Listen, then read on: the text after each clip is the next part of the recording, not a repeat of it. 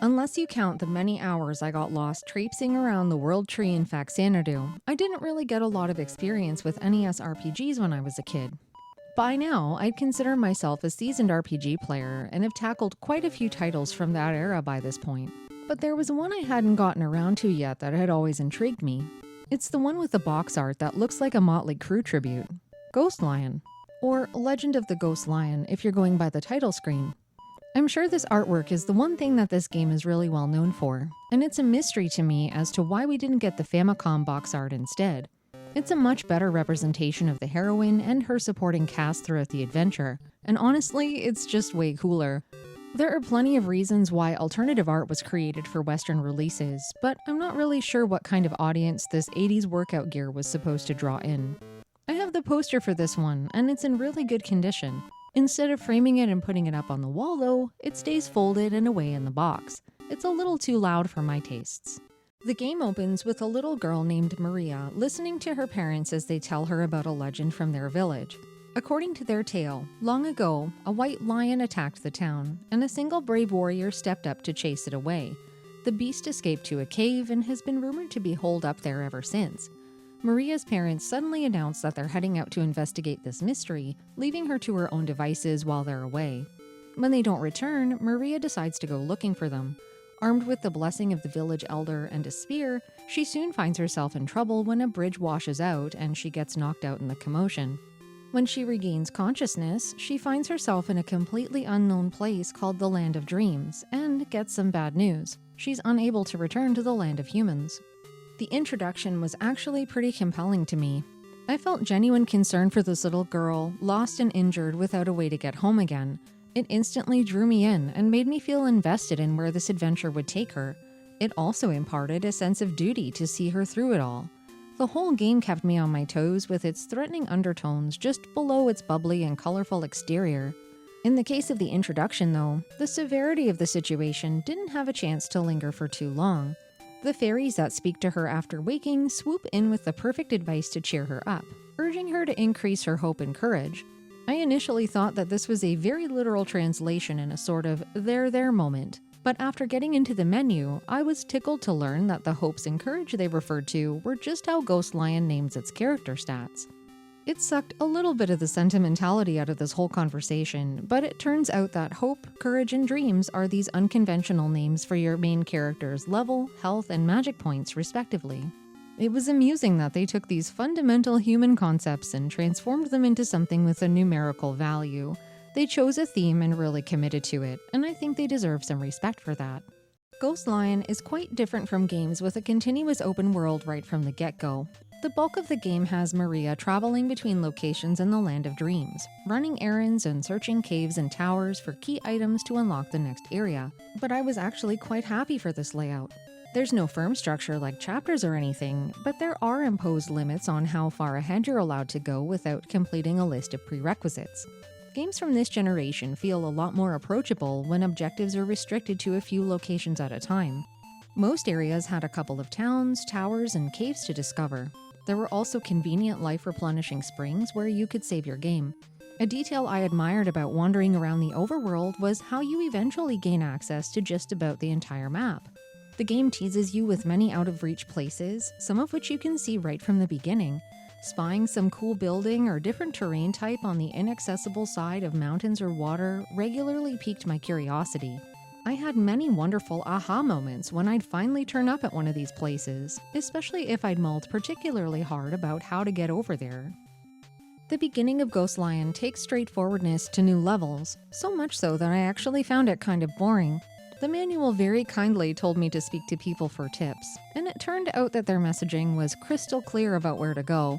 I'd follow their lead to one place, get a thing, bring it somewhere else, get new orders, visit the bakery, find a new town, over and over again.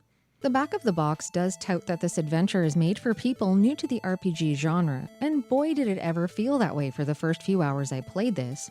After a while, that rigidity started to loosen, and I found myself enjoying my time a little more. But eventually, there started to be this disconnectedness between what townspeople were saying to me and where I actually needed to go. One time, someone told me that Davis had mushrooms. I thought Davis was a person who had a terrible disease, but Davis turned out to be a town that was surrounded by a lovely mushroom patch. Needless to say, what some people were trying to convey wasn't always apparent at first. There was actually one portion of the game where virtually all directives seemed to fall away altogether. I swear I spoke with everyone in every town I could find, and I still had no idea where I was supposed to go next. I eventually started scouring the overworld, rummaging through every cave and building, hoping I might stumble into the next piece of plot. From that point in the game onward, I'd say instructions on how to advance were shaky at best, leading to a lot of time visiting and revisiting places I didn't really need to. I don't know if this was a case of the story intentionally letting the reins loose on the player and providing them more autonomy, or something else like things being rushed in the back half of the adventure. I found the dungeon-like areas of the game very approachable for much of the playthrough. The last few had more floors and paths to check out, but there were really only 1 or 2 locations where I had to bust out the pen and paper to keep track of my progress. I would love to be able to say that exploring these places was a joy through and through, but I'd be lying. My frustrations didn't stem from their size or complexity, nor were they due to the physical layout of these locations either. I'd even go so far as to say that their design was more interesting than what I've encountered in other similar games. A great example are these rooms bisected with impassable water or lava that teased a precious chest on the other side. Rather than making me feel discouraged at encountering a dead end, these parts drove me to explore further. The thing that caused my patience to wane in these areas was how much of a time sink it was to fight the continual flow of random encounters. If I'd been uninterrupted, I bet it would have taken me less than 5 minutes to walk from the beginning to the end of any dungeon in the game. Given how many fights there were along the path though, the time spent ballooned into hours in some cases. This frustration also applied to wandering around the overworld, but at least I was afforded fast travel to get myself out of a lurch out there. In the dungeons, you don't have an exit spell to back out when you need to, which can leave you in trouble on the regular. Calling the encounter rate ridiculous would be an understatement, but that's really nothing abnormal for this generation of gaming. There are some big reasons why it's far more annoying here than in other titles that I'll get to shortly. The enemy lineup was not at all what I was expecting to be skulking around a fantastical dream world. Instead of fighting more run-of-the-mill stuff like insects or small mammals straight out the gate, the things you run into here are more like what you'd expect to encounter in the darkest, shadowiest corners of your childhood basement. Zombies, ghosts, goblins, and orcs are only a few of the slew of otherworldly fiends you'll be beating back. They were not only intimidating, but also a surprisingly stark contrast to the high-spirited backdrop that the rest of the game oozes in its music and visuals. I found this juxtaposition really intriguing and actually loved that the enemies felt more like conjurations from the land of nightmares, or at least some Halloween lover's version of Dreamland. The confidence and routine I usually feel in many RPGs was replaced with a near-constant hum of weariness in the back of my mind as I played. I could never predict how a fight with a new enemy might go, and the further into the adventure I got, the scarier the foes became. A big part of that uneasiness came from the art style of the monsters themselves. They were portrayed with big, full-body sprites with just enough detail missing to let your imagination wander. I will admit that I was a bit disappointed that there wasn't even more of this cool art style to enjoy. Increasingly difficult enemies of the same types were just palette swaps, and it wasn't too long before I'd seen nearly every encounter this game had to offer. I can understand the need for imposing limitations for the sake of space with early hardware, but I selfishly wanted to see more gritty-looking fiends done in this style. Maria's allies were also lovely to look at, but it seemed like they had many different artists deciding on their final designs. Moja is just one giant head, while something like Huge Slug looks to be more in line with the enemy art style. Tuana's depiction, on the other hand, was a little less refined than the rest. He looked like he emerged from the wacky world of Princess Tomato in the Salad Kingdom on the NES. The inconsistency here wasn't necessarily a bad thing, but given how measured the rest of the visual experience was, this stuck out to me. Maria's portrayal was yet another wonderful addition to the battle experience. Never before have I gotten to see the range of emotion in a main character as they're attacked like I did here. Her worried face at the onset, Her flinches when she gets hit and loses her courage, as well as her endearing wink once the battle's over, were really nice additions and provided a tiny bit of extra depth to her character. I will say that the first time I saw her recoil after taking damage, her eyes squeezed tightly shut looked a bit like gaping eye sockets. It gave me the same horrifying vibes as Friar Tuck from Robin Hood Prince of Thieves on the NES, or even Janine from Ghostbusters 2 on DOS. This wasn't nearly as bad as my misread of Goma from The Legend of Zelda as a buck-toothed crab rather than a giant eyeball spider that I'll never be able to unsee, but I digress. While the combat here is turn-based, it actually carves out its own formula that sets it apart from other similar titles. Maria has the ability to fight with weapons, but she starts out very weak compared to the monsters outside the first town called Bread. The main gimmick here is the spirits she's able to summon into battle to help her. You start the game with the spear that contains the spirit of the warrior Moja, but there are many more possessed items to find along the quest line. The arsenal of moves you can eventually wield becomes pretty stacked by the end of the game. Allies can specialize in physical offensive attacks, fiercely defend Maria, or use a variety of spells. Depending on what kind of experience you want, you can lean on the different spirit types and call out whoever you please. I relied on the physical fighters way more than magic users, with my favorite from the bunch being the Huge Slug. He was my MVP, and I used him pretty much every fight after he joined me, but the frog is super cute too. One other thing I wanted to mention was how useful the defending characters are if you actually bother to use them. I learned this lesson after I was extremely deep in the game, and I don't feel like I got everything I could out of them, but if I ever replay this, I'll probably approach the battles very differently. For my first time through the game here, the trusty old brute force and occasional magic flurry didn't let me down. Now, first playthroughs come with their ups and downs, and there was one glaring flaw in my approach that I discovered only after I finished the game. I'm gonna save you a ton of trouble here and tell you that you can actually summon the same spirit multiple times in battle. The way it goes is that spirits use up their power as they're attacked or use their movesets, and once it's all gone, they disappear. I thought that once they'd vanished, they were unavailable for the rest of that battle, forcing the player to rely on Maria alone or other summons in the inventory. Apparently, you can select the defeated ones again, and they'll come back and keep fighting for you like nothing ever happened. The manual says absolutely nothing about this, and in my defense, I could have sworn I tried to do this early in the game without success. For whatever reason, I never bothered to try it again for the rest of my playthrough, and accidentally made the experience that much harder on myself. Any gripes I have about late game difficulty or nearly dying on the final boss are entirely self-inflicted. Don't be like me. Call on your friends as much as you need them. There's a short list of things that really bothered me about the combat, with the first being the battle music. I'm gonna be blunt here. It's terrible. It's one of the shortest loops of music that I've ever heard in an NES game, and it's high intensity to the point of being obnoxious. Fighting the same zombie spawn I'd already bested 100 times in the first area doesn't need this much drama. A game that has battles every 2 steps really needed to have a good random encounter tune, and this was the furthest thing from it. There's no pomp or adventure to it whatsoever, though I will say that the victory flourish was sweet relief and nearly as gratifying as the Battle 1 music from Final Fantasy. As a brief aside here, the rest of the soundtrack was absolutely phenomenal, probably because it was made by the same folks that composed the creative body of music for Shadowgate on the NES. For Ghost Lion, they managed to capture a wide range of ambience. My favorite was the upbeat overworld song that I loved bopping along to when it wasn't getting interrupted by fights every few moments. Deep inside the dungeon-like areas of the game were some broody tunes that were as creepy sounding as they were menacing.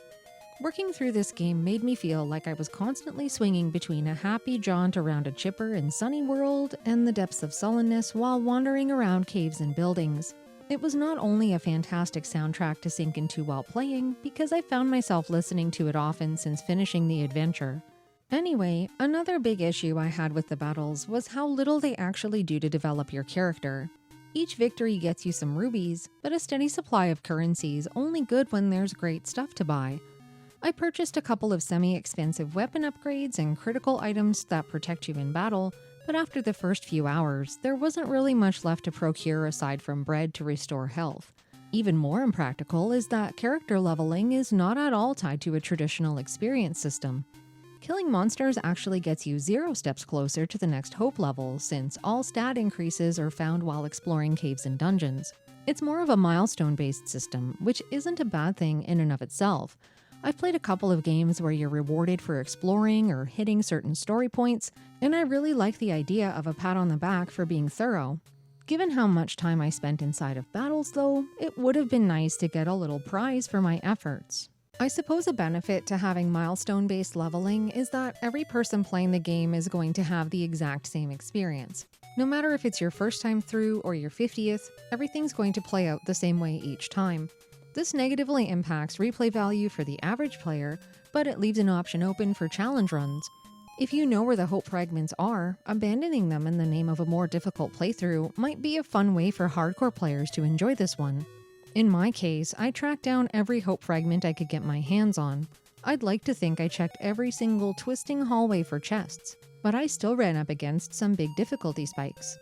Since there was no way to level myself out of a bad situation through fighting, my only choice was to press onward and try to find more fragments of hope. This created some very precarious conditions for exploration, particularly because recovering health was such a chore. You see, the inventory is very small, and made to feel even smaller by the fact that similar items don't form stacks. Multiples of consumables each take up their own spot, including regular old bread as the only health recovery item that you can purchase or find for the entire game. At the beginning of the adventure, when you're only carrying your weapons and a couple of summoning objects, there's plenty of extra room. The problem lies in late game, where you've got a ton of different summoning items crowding your inventory. You'll have several pages of your stash cluttered with stuff that you can't drop, and even if you could, there's really no way to justify leaving a friend behind just to carry an extra pack of dinner rolls. To make matters worse, bread only restores 50 courage points for Maria. It's more than enough for a full heal in early game, but when you eventually have a courage bar of a couple of hundred, a single loaf doesn't really slice it. This became painfully obvious when I was up against multiple monsters, with each of them hitting for more than 50 courage points per turn. Seeing as how I was losing a third of my total health before even getting a swing in, feasting on an entire backpack of baguettes still wouldn't have been enough to keep me ahead of all these attacks. It was beyond me why there weren't any bread evolutions like deli sandwiches or bread bowls that could restore more than 50 courage points at a time. To my knowledge, none of your pals have the ability to heal you either. Having a slightly larger inventory, a healing summon, or more potent recovery items would have been an enormous relief. Even being able to warp out of dungeons to retreat to town would have been helpful. Unfortunately, none of those options existed here. That's not to say that the game was never merciful, because there was the equivalent to a bakery's entire inventory stashed away in chests to be discovered while exploring. As nice as it was to get free heals this way, there's a pretty major flaw that I found difficult to ignore. Once you open up a chest in a cave or a building, its contents never respawn again. So let's say I take my first trip into a dungeon, which is several floors long, and I die on the 3rd floor. All the bread that I've already found is now used up and gone forever. When you die in Ghost Lion, you get teleported back to the last fairy spring you visited with all of your progress intact, including those now empty chests. If you continue from that point, you still need to finish what you started at the place you died. On the way back there, it's not as if you'll magically be free from random encounters, nor will you be spared inside the labyrinth. In fact, there will probably be at least as many fights to fight as the first time you went through, with the only difference being that this time, all the extra chest help is no longer available to you. The only thing that opting to continue after dying accomplishes is making that inventory pressure I described earlier even worse. Not being able to accommodate enough healing items and forcing you to rely on chest contents stacks so much against you, especially when you're running through a new place and have no idea what's coming. It seemed that being successful in Ghost Lion was completely contingent on a perfect first run through new areas, which I feel is a very unfair expectation to place on a player's shoulders. Making it so that it's more convenient to reset than it is to continue on the game's terms laughs in the face of good game design. This was by far one of its most unforgivable aspects for me. To layer on even more frustration here, I found it bothersome that until very late in the game, Maria can't even defeat the majority of monsters on her own. This meant that I had no choice but to rely on spirit summons for every battle. This became monotonous almost immediately, especially with how high the encounter rate was. I realize that a lot of turn-based RPGs involve selecting attack over and over again, but usually those inputs are pretty quick, even when you're commanding a larger party. Here, you have to maneuver through several menu options, select the item holding the right friend you want, watch them pop up, select a move for them and for Maria, and then sit back and watch everyone swing and miss their targets before you do it all again. Prior to having a larger number of summons to work with, battles for me were more or less exactly the same since I mainly used Moja and my huge slug friend.